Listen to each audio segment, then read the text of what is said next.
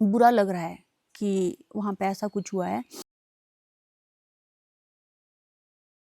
नमस्ते एवरीवन, आज की वीडियो की शुरुआत हो रही है शाम के 6 बजे के करीब। और आज की जो वीडियो है ये एक व्लॉग नहीं होगा, बल्कि मैं कुछ आपसे शेयर करना चाहती हूँ और कहीं ना कहीं आपसे भी थोड़ी हेल्प चाहती हूँ। तो आप में से बहुत सारे मेरी फ्रेंड को जानते होंगे, रीता को, जो बहुत पहले से व्लॉग्स देखते आ रहे हैं। उन्हें पता है कि रीता कौन है। रीता मेरी बेस्ट फ्रेंड है और वो अन्नी से बिलोंग करती है।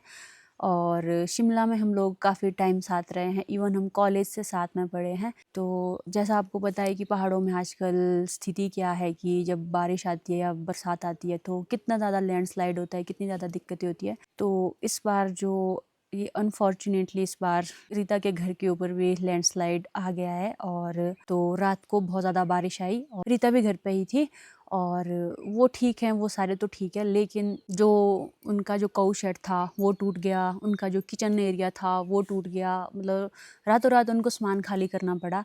और सच बताऊं, मुझे भी पहले नहीं पता था, क्योंकि सब अपनी लाइफ में बिजी होते हैं। मेरी भी उससे 2-4 दिन बाद बात हुई। आज मैंने ऐसे ही उसको फ़ोन किया, तो जब उसने ये सब बात बताया कि वहाँ पे ऐसा ऐसा हो गया है, तो लैंडस्लाइड की वजह से उसका जो किचन है वो टूटा है। घर में पूरी दरारें दरारें आई है। मतलब देख के ना, मतलब ऐसे दिल में भी ऐसे कंपन सी हो रही थी और बहुत दुख भी लग रहा है उसके लिए। तो मैं आपको क्लिप्स दिखा दूंगी कि क्या क्या कंडीशन है, कितनी कंडीशन है। इतना हुआ कि उनको इवैक्यूएट करना पड़ा और किसी और के घर में जाना पड़ा।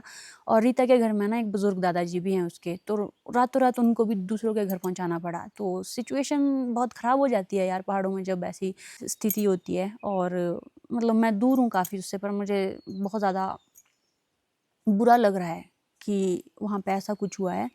तो आप लोगों से मैं ये रिक्वेस्ट करने आई थी कि आपसे जितनी मर्ज़ी हेल्प हो सके, छोटी से छोटी हेल्प हो सके, तो आप उसकी हेल्प करना। मैं चाहती हूँ कि मैं उसका स्कैनर या क्यूआर कोड है यहाँ पे लगा रही हूँ। और आप हो सके तो अपनी ओर से जितना आप डोनेट कर सकते हैं उसकी फैमिली के लिए, रीता के लिए, तो आप जितना आपसे होता है, छोटे से छोटा अमाउंट, बड़े से बड़ा अमाउंट, जितना आपसे अफोर्ड होता है, जितना आप डोनेट कर सकते हैं अपनी ओर से, तो ज़रूर उसके लिए डोनेट करें। शिफ्ट करना पड़ेगा, बहुत सारी चीज़ें होंगी अभी, और बहुत सारी चीज़ों के लिए अभी एकदम से अरेंजमेंट करनी पड़ेगी। तो जो उसका घर है पीछे भी लैंडस्लाइड आया है, दरारें आई हैं। तो आपसे यही रिक्वेस्ट है कि अगर आपसे हो पाता है तो हाथ जोड़ के रिक्वेस्ट है, जितनी आपसे हेल्प होती है अपने ओर से उतनी आप हेल्प करें। वैसे वो तो मना कर रही थी इन सब चीज़ों के लिए कि इसकी ज़रूरत नहीं है, पर मुझे एज ए फ्रेंड मुझे लगा कि मुझे इस चीज़ के बारे में बोलना चाहिए। और आप लोग भी तो फैमिली ही हैं, और आप लोगों से अगर कोई चीज़ शेयर करनी पड़े तो मैं तो आपसे हर एक चीज़ शेयर करती हूँ। तो मुझे लगा कि मुझे आप लोगों से हेल्प की ज़रूरत है, तो आप ज़रूर रीता को हेल्प करना और उसकी फैमिली को हेल्प करना। चाहे जितनी मर्ज़ी हेल्प होगी, वो छोटी से छोटी हेल्प भी काउंट होती है। चाहे आप उसमें 1 रुपया दो, चाहे जितना ज़्यादा आपसे होता है उतना आप पॉसिबल हो। क्योंकि आपको पता है कि यार घर जो है ना, इंसान कितनी मेहनत से बनाता है। मतलब अपने जीवन भर की कमाई ना मैक्सिमम टाइम इंसान घर में लगा देता है। और जब कोई ऐसी आपदा आती है या ऐसी त्रासदी आती है, तो घर वालों को तो पहले समझ ही नहीं आता है कि करना क्या है, क्या नहीं करना है। रीता के केस में ऐसा तो है कि एटलीस्ट घर वाले सारे सेफ हैं। और अब कैसी सिचुएशन रही होगी वो तो उन लोगों पे ही बीत रही होगी। पर फिलहाल के लिए आप लोगों से रिक्वेस्ट है, दिल से रिक्वेस्ट है, कि जितनी आपसे हेल्प हो सकती है आप उतनी हेल्प करें, ताकि उसके घर वालों को थोड़ी हेल्प मिले। और अब उन्हें शायद कहीं और घर बनाना पड़ेगा, अपना अरेंजमेंट करना पड़ेगा। गाय के लिए उनको रातों रात गाय को भी निकालना पड़ा। जिस तरह से उसने बताया कि गाय को मतलब 15 मिनट पहले निकाला और 15 मिनट के बाद जो काऊ शेड था वो गिर गया। मतलब 15 मिनट की देरी, अगर वो उससे देर करते तो गाय वगैरह, गाय बछड़े जो भी थे वहाँ पे, उनकी क्या हालत होती। तो जो पहाड़ी होते हैं, सबके होते हैं, जिनके भी अपने घर में पेट होते हैं, पशु होते हैं, तो वो भी हमारे लिए परिवार का हिस्सा ही होते हैं। तो गाय को भी किसी औरों के यहाँ पे भेजना पड़ा। तो सिचुएशन बहुत ख़राब थी। जो मैंने फ़ोटोज़ देखी, मुझे बहुत बुरा लगा उस चीज़ का।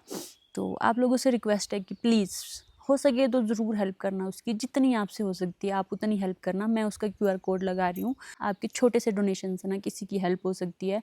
और मुझे खुद भी काफ़ी इमोशनल फ़ील हो रहा है, बोलते हुए भी इमोशनल फ़ील हो रहा है, क्योंकि उसके साथ जो मेरा बॉन्ड है वो एक बहुत ही अलग है। ये सिर्फ मेरी फ्रेंड की बात नहीं है, कहीं और भी किसी के साथ भी होता है ना, दूर से कभी किसी के लिए ऐसे न्यूज़ भी देखते हैं तब भी दुःख महसूस होता है, लेकिन अपनों का जो दुःख दर्द है वो ज़्यादा महसूस होता है।